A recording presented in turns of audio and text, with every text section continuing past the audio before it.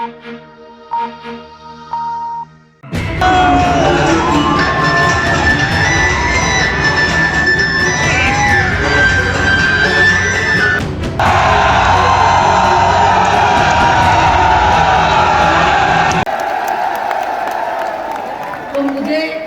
आप लोगों के ऊपर ये पूरा भरोसा है कि आप लोग इन दोनों लोकसभा की सीटों को जरूर कामयाब बनाएंगे। इसके लिए हमने आप लोगों का ध्यान कुछ जरूरी बातों की तरफ दिलाना चाहती हूँ और इस संबंध में विशेषकर मैं कांग्रेस, बीजेपी व इनके अन्य सभी सहयोगी दलों के बारे में ये कहना चाहूँगी कि आज़ादी के बाद शुरू में केंद्र में देश के काफ़ी राज्यों में भी ज़्यादातर सत्ता यहाँ कांग्रेस पार्टी के हाथों में ही केंद्रित रही है, किंतु इनकी खासकर दलित व आदिवासी एवं अन्य पिछड़ा वर्ग विरोधी तथा अन्य और मामलों में भी रही गलत नीतियों एवं गलत कार्य प्रणाली आदि की वजह से ही फिर इस पार्टी को केंद्र में काफी राज्यों की सत्ता से बाहर होना पड़ा है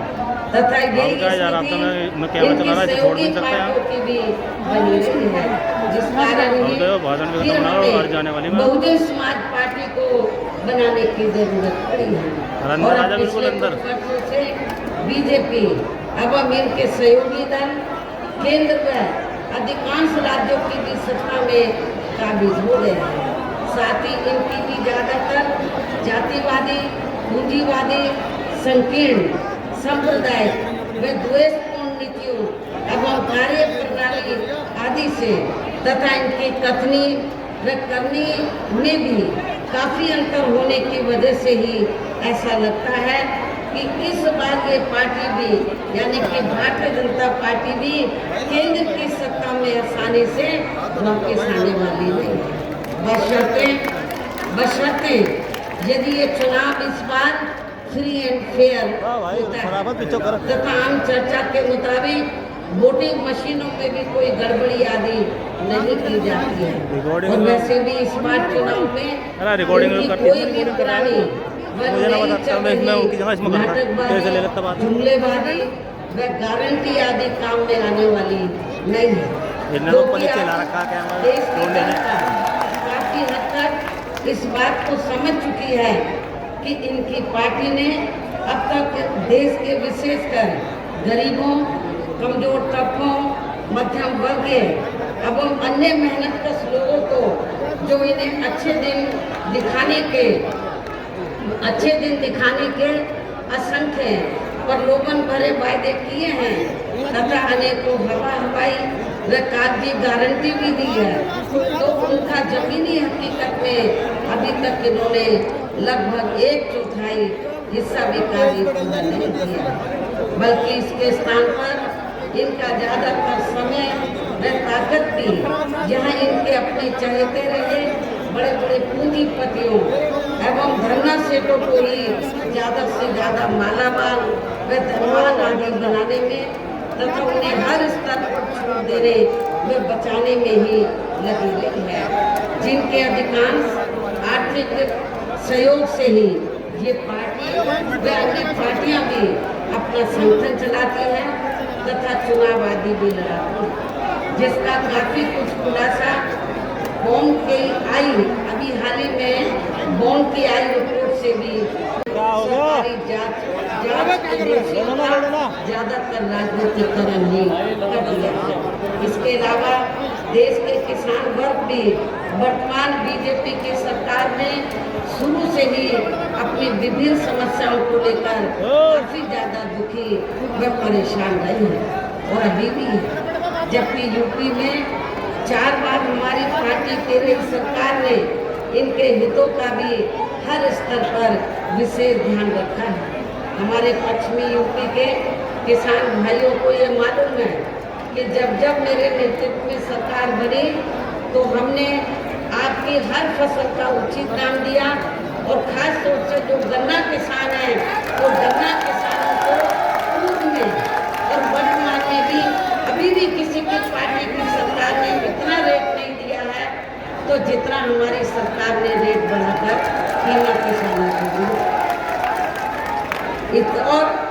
इन्होंने ये नहीं देखा, चाहे किसान है मजदूर है, तो इनके हितों का पूरा ध्यान रखा। इतना ही नहीं बल्कि केंद्र में पूर्व की रही कांग्रेसी सरकार की तरह ही वर्तमान भाजपा सरकार में भी इनकी जातिवादी हीन सांप्रदायिक एवं पूंजीवादी सोच व नीतियों के चलते ही पूरे देश में सर्व समाज में से खासकर गरीबों, दलितों, आदिवासियों, पिछड़े वर्गों, मुस्लिम एवं अन्य धार्मिक अल्पसंख्यक समाज के लोगों का भी पूर्ण रूप से विकास व उत्थान आदि नहीं हो सका है। और इस संदर्भ में वैसे आप लोगों को ये मालूम है कि पूरे देश में यहाँ दलितों, आदिवासियों एवं अन्य पिछड़े वर्गों का सरकारी नौकरियों में वर्षों से अधूरा पड़ा आरक्षण का कोटा भी अभी तक पूरा नहीं भरा जा सका है। विशेषकर SC व ST वर्गों के सरकारी कर्मचारियों का पदोन्नति में आरक्षण तो अब काफी हद तक प्रभावहीन ही बना दिया गया है। साथ ही केंद्र व राज्यों में भी विरोधी पार्टियों की रही सरकारों में इन सभी वर्गों को प्राइवेट सेक्टर में आरक्षण दिए जाने की व्यवस्था किए बिना ही इनकी सरकारों के ज़्यादातर सरकारी कार्य अब प्राइवेट सेक्टर के जरिए ही इनके शोषण व उत्पीड़न आदि होना अभी तक भी बंद नहीं हुआ है। इनके साथ साथ मुस्लिम व अन्य धार्मिक अल्पसंख्यक समाज के लोगों की भी हालत हर स्तर पर यहाँ काफ़ी ज़्यादा खराब व दयनीय बनी हुई है, जिसका काफ़ी कुछ खुलासा सच्चर कमेटी की रिपोर्ट में भी किया गया है। इतना ही नहीं बल्कि पिछले कुछ वर्षों से केंद्र व अधिकांश राज्यों में भी बीजेपी व RSS की सरकारों के चलते हुए अब इनका विकास व उत्थान आदि होना भी काफ़ी हद तक बलशाही हो गया है। आए दिन इन पर खासकर धर्म की आड़ में हो रही जुल्म जाति भी यहाँ काफ़ी ज़्यादा चरम सीमा पर पहुँच चुकी है। इसके साथ साथ अपर कास्ट समाज में से विशेषकर गरीब लोगों की भी हालत हमें कोई खास अच्छी नज़र नहीं आती है। इनकी गलत कृषि नीतियों के कारण किसान वर्ग भी आए दिन आंदोलित ही रहता है। साथ ही इनकी गलत आर्थिक नीतियों की वजह से देश की अर्थव्यवस्था पर भी इसका काफ़ी बुरा प्रभाव पड़ रहा है, जिससे यह विशेषकर छोटे एवं मध्यम वर्गीय व्यापारी वर्ग भी काफ़ी ज़्यादा दुखी व परेशान है। और अब केंद्र में पूर्व की रही सरकारों की तरह ही वर्तमान बीजेपी की सरकार में भी यहाँ पूरे देश में गरीबी, बेरोजगारी एवं महंगाई आदि भी लगातार काफ़ी ज़्यादा बढ़ रही है। देश में हर स्तर पर फैला भ्रष्टाचार भी अभी तक कम नहीं हुआ है। साथ ही अपने देश की सीमाएं भी अभी तक पूरे तौर से सुरक्षित नहीं है। ये भी बड़ी चिंता की बात है। ऐसे में अब आप लोगों को देश में हो रहे लोकसभा चुनाव में कांग्रेस, बीजेपी व इनकी सहयोगी पार्टियों को भी केंद्र की सत्ता में आने से जरूर रोकना है। जिनकी गलत नीतियों व गलत कार्य प्रणाली आदि को आप लोग काफ़ी हद तक आजमा भी चुके हैं। और अब ये विरोधी पार्टियां किस्म किस्म के साम, दाम, दंड भेद आदि अनेकों हथकंडे इस्तेमाल करके केंद्र की सत्ता में आने की पूरी कोशिश में लगे हुए हैं, जिनसे अपनी पार्टी के लोगों को हर स्तर पर काफ़ी ज़्यादा सावधान रहना है। और इस मामले में विरोधी पार्टियां अपने अपने पक्ष में हवा बनाने के लिए खासकर मीडिया, ओपिनियन पोल व सर्वे आदि का जो बड़े पैमाने पर इस्तेमाल कर रही हैं, तो उनसे भी अपनी पार्टी के लोगों को बिल्कुल भी गुमराह नहीं होना है। इसके साथ ही विरोधी पार्टियों के विभिन्न रूपों में जारी किए गए इनके हवाई व प्रलोभन भरे चुनावी घोषणा पत्रों एवं वायदों आदि के बहकावे में भी अपनी पार्टी के लोगों को कतई नहीं आना है, जिन्हें ये पार्टियां चुनाव खत्म होने के बाद ज़्यादातर अमल में नहीं लाती हैं और अब जिन पर से देश की जनता का अधिकांश विश्वास ही उठ गया है। यहाँ यही खास वजह है कि हमारी पार्टी किसी भी चुनाव में अपनी पार्टी का कोई भी चुनावी घोषणा पत्र आदि जारी नहीं करती है। वैसे भी हमारी पार्टी किसी भी मामले में कहने में बहुत कम बल्कि कार्य करके दिखाने में ही ज़्यादा विश्वास रखती है। और इस बात का सबसे बड़ा सबूत ये है कि उत्तर प्रदेश में 4 बार हमारी पार्टी के नेतृत्व में रही सरकार ने चुनाव में पार्टी के बिना जारी किए गए घोषणा पत्र के ही प्रदेश में आम जनहित में काफी कुछ ऐतिहासिक कार्य करके दिखाए हैं, जिनके अब देश में अधिकांश पार्टियों की सरकारें काफी नकल भी कर रही हैं। जबकि इस मामले में हमारी पार्टी का ये कहना है कि यदि इन पार्टियों के स्थान पर केंद्र में हमें अपनी पार्टी की सरकार बनाने का मौका मिलता है तो तब फिर हमारी पार्टी की बनी सरकार केंद्र में जहां अब तक रही सभी विरोधी पार्टियों की सरकारों की तरह केवल हवाई व कागजी कार्य आदि नहीं करेगी, बल्कि उत्तर प्रदेश की तरह ही जमीनी हकीकत में ठोस कार्य करके दिखाएगी। और इस संदर्भ में खासकर मैं ये कहना चाहूँगी,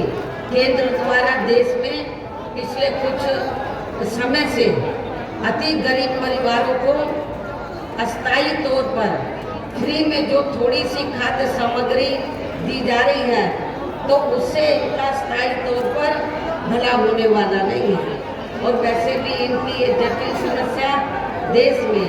हर हाथ को काम देने से ही केवल दूर हो सकती है, जिसकी तरफ हमारी पार्टी की बनी सरकार विशेष ध्यान देगी। साथ ही देश में पिछले काफी वर्षों से आए दिन बढ़ रही गरीबी, बेरोजगारी व महंगाई आदि से भी जनता बहुत ज़्यादा परेशान है, जिसे भी आर्थिक नीतियों में तब्दीली करके जरूर दूर किया जाएगा। धर्म की भी आड़ में पिछले कुछ वर्षों से खासकर मुस्लिम समाज के लोगों का द्वेष की भावना से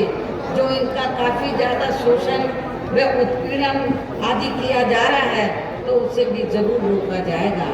और ये सब हमने अपनी यूपी की रही सरकार में करके भी दिखाया है। इसके अलावा हमने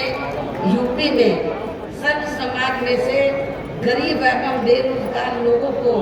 बेरोजगारी भत्ता आदि न देकर उन्हें बड़ी तादाद में रोटी रोजी के साधन भी उपलब्ध कराए हैं। जो अब ये कार्य भी अधिकांश ठंडे ही पड़े हैं, जिनको फिर सरकार बनने पर प्राथमिकता दी जाएगी। आज के पश्चिमी यूपी के लोग अच्छी प्रकार से जानते हैं, जब पुलिस भर्ती जाटों को और आपने सुना नहीं है, बहन जी ने ये कहा कि जाट और मुस्लिम में जो भाईचारा बिगाड़ने का काम समाजवादी पार्टी ने किया था, हमने अपनी सरकार में जाट समाज को भी भाईचारा बनाया, जाट समाज के जाट बेटों को सम्मान दिया है और इतना ही नहीं, मुस्लिम समाज को आपस में भाईचारा बना के रखा। हमारी सरकार में कोई दंगे फसाद नहीं हो पाए, तो ये बहुत बड़ी उपलब्धि रही। और बहन जी ने स्पष्ट कहा कि अब तुमने क्षत्रिय समाज को कैराना से भी टिकट दिया, यहाँ प्रजापति समाज को दारा सिंह प्रजापति को टिकट दिया, वहाँ बगल में ये हमारे कासमी साहब जो विधायक रहे हमारे मीरापुर से, उनको भी टिकट हरिद्वार से दिया, माजिद को सहारनपुर से दिया। तो मुसलमान हो गया, अपर कास्ट में क्षत्रिय हो गया, बैकवर्ड में दोनों बैकवर्ड के साथी हैं, जाट समाज के, प्रजापति समाज के, मुस्लिम समाज के, अब ठाकुर समाज भी हो गया। कोई ऐसी समाज, गुजर समाज से हमने बागपत से दिया, मेरठ से त्यागी को दिया। मतलब कोई ऐसी समाज नहीं है कि जो ये कहे कि अपर कास्ट में चूक हो गई, कि पिछड़ों में चूक हो गई, या दलितों में। हर इंसान को सम्मान देने का काम इस प्रदेश के अंदर नहीं पूरे देश में बहन कुमारी माइती जी ने दिया है और देती चली आ रही हैं। उन्होंने कहा है कि मुस्लिम को टिकट देना मेरी दिली चाहती है, लेकिन माहौल ठीक नहीं है। देखिए ऐसा है, मैं आपको बताऊं, समाजवादी पार्टी ने ऐसा माहौल पैदा कर दिया था कि मुसलमानों को ये लगने लगा था कि हो सकता है अगर मैं टिकट लाऊंगा तो जाट और मुस्लिम का कहीं झगड़ा फसाद नहीं हो जाए। तो झगड़े से बचने के लिए फिर मोस्ट बैकवर्ड से प्रजापति समाज से लेकर ये कार्यकर्ता है, पार्टी के जिम्मेदार कार्यकर्ता हैं, कोऑर्डिनेटर भी हमारे हैं, तो इसलिए इनको दारा सिंह प्रजापति जी बुलाए। आप हमेशा बी टीम की बात करते हैं, वो बी टीम कौन सी जो काम देखिए मैं यही भी कहता हूँ, हम लोग नहीं कहते, जिनको दर्द है वो लोग कहते हैं कि बी टीम, क्योंकि उनकी जमीन से खिसकती हुई नजर आई, इसलिए बी टीम। अब तो बी टीम भी नहीं कह सकते। अब हमारा एक बात सुन लो, ये जन समूह क्या कह के गया। आप लोग पत्रकार हैं, आप लोग सब जानते हैं, जर्नलिस्ट हैं, अगर सही रिपोर्ट दे दीजिए तो जन सैलाब सहारनपुर की रैली देख लो। और आज मैं तो ये कहता हूँ जो दूसरे दलों की रैलियों ने भी कैंसिल कर दी अपनी, बहुजन समाज पार्टी की रैली नहीं, रेला था। आप बताओ यहाँ के कितने बड़े बड़े लीडर हैं, मैं किसी का नाम नहीं लूँगा, और इस रैली की आप आकलन कर लो, सहारनपुर वाली रैली का आकलन कर लो। पश्चिम उत्तर प्रदेश को अलग राज्य बनाने की बात क्या कर दी है, किस का काम है? बहन जी ने सबसे पहले जब उत्तर प्रदेश में 2007 में सरकार बनी थी तो 4 स्टेट को, पूरे उत्तर प्रदेश को 4 भाग में बांटा था, अरुणाचल को, बुंदेलखंड को, अवध को और पश्चिमी यूपी को बांटा। किस तरह का समर्थन मिला? बहन कुमारी मायावती जी, यहाँ पर सर्व समाज की जो रैली हुई थी, जैसा हमारे पश्चिम उत्तर प्रदेश के प्रभारी साहब ने बताया, इस रैली को संबोधित करने के लिए आई थी। और जैसा उन्होंने पहले भी किया था, पश्चिम उत्तर प्रदेश को वो बनाने की बात कह के गई है। जैसे ही हम लोग जीत के देश के सर्वोच्च सदन में जाएंगे और बहन कुमारी मायावती जी के हाथ मजबूत करेंगे, उनके जो सपने हैं उनको पूरा करेंगे। जो उनके सपने हैं वो पूरे क्षेत्र को विकास देने के हैं और पश्चिम उत्तर प्रदेश को खुशहाल प्रदेश बनाने का काम जो केवल कर सकता है वो केवल बहन कुमारी मायावती जी हैं। ठीक है। सर्व समाज की आवाज़ थी और बड़ी मजबूती से हम सबको बड़ी मजबूत आवाज़ को सुनकर हम भी मजबूत हुए हैं और ताकत मिलेगी। आज की रैली से किंडीर आपके साथ आई है, कितने वोटों की मजबूती मिली? ठाकुर समाजों का बहुत बड़ा दल और बहुत बड़ी ताकत में हमें साथ मिल रहा है। भैया बस प्लीज बस।